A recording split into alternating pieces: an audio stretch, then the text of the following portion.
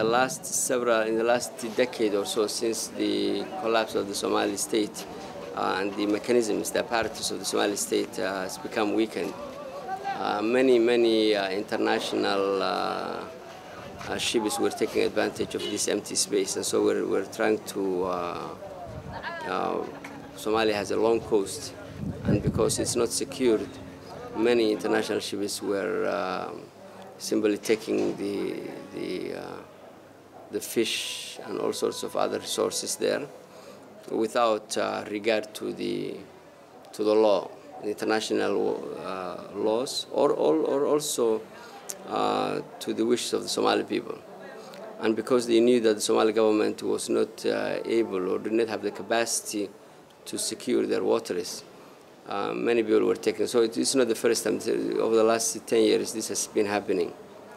And so that's why we believe this effort to secure the Somali waters is going to be helpful, not just to minimize the risk of piracy, but also to protect the Somali fish and Somali resources from this illegal fishing.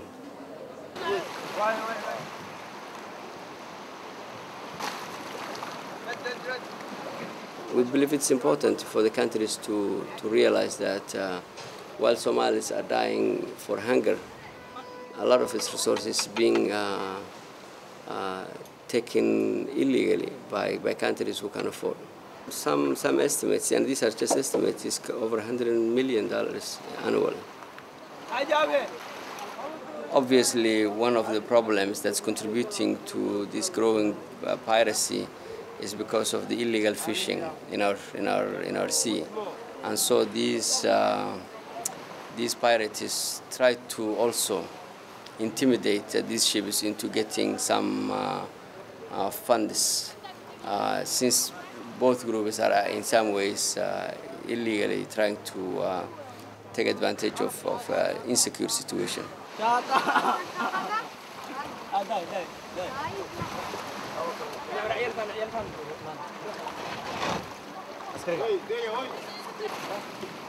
Esporádicamente, los ataques de los piratas de las costas somalíes asaltan las portadas de Occidente. La mayoría de las reacciones no pasan de desatar la inacción de los gobiernos por no enviar buques de guerra a proteger sus barcos. Sin embargo, siguiendo la vieja tradición del Nafsi, el terror que sufren los secuestrados y sus familias debería recordarnos que tierra adentro todo un pueblo lleva sufriendo casi 2 décadas de pesadilla.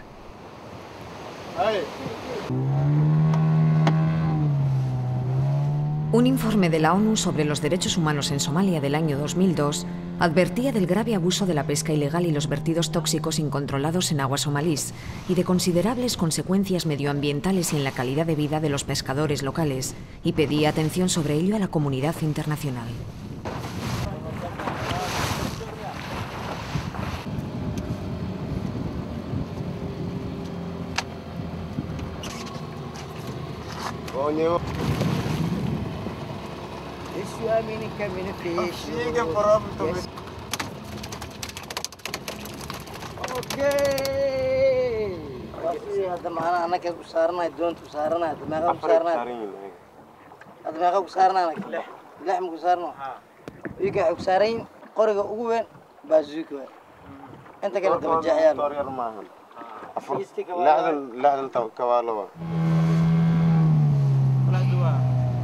أنا شغلي كان له إبراد بديت منو شقين من الرائع من شغل كرمنا دولار كاس ويجي لا قطع أنا كان له معد وحاول كذي أنا كمان أنا شغلت ما قبل كرم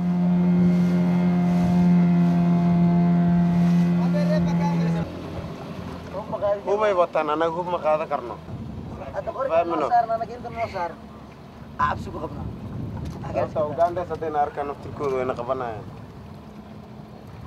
لاشان هذين أركان إذن قبل ذلك بدبادة لكن أنا عادة دم خوري سيدنا عادة بنوتي لا يمد بريعة مشرفة. So sometime in the next morning, maybe if we find a lot of fish, we buy, and we getting enough money, and then we just giving the fuel back.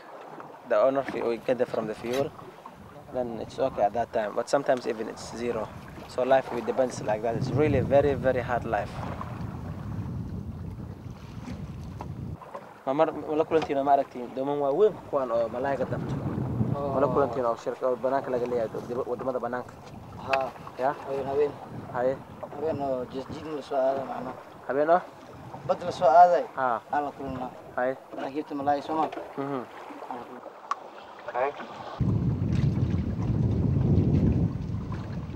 3 años después, en el 2005, el mismo enviado especial de la ONU volvió a Somalia y advirtió en un nuevo informe que, debido a que las autoridades somalíes no pueden vigilar sus aguas, son sometidas a pesca excesiva por pescadores extranjeros ilegales. Y en un vuelo sobre las zonas costeras pudo detectar barcos extranjeros en sus aguas y pedía a los órganos responsables de las Naciones Unidas que estudien urgentemente la posibilidad de crear una organización independiente para la protección de la costa somalí en peligro.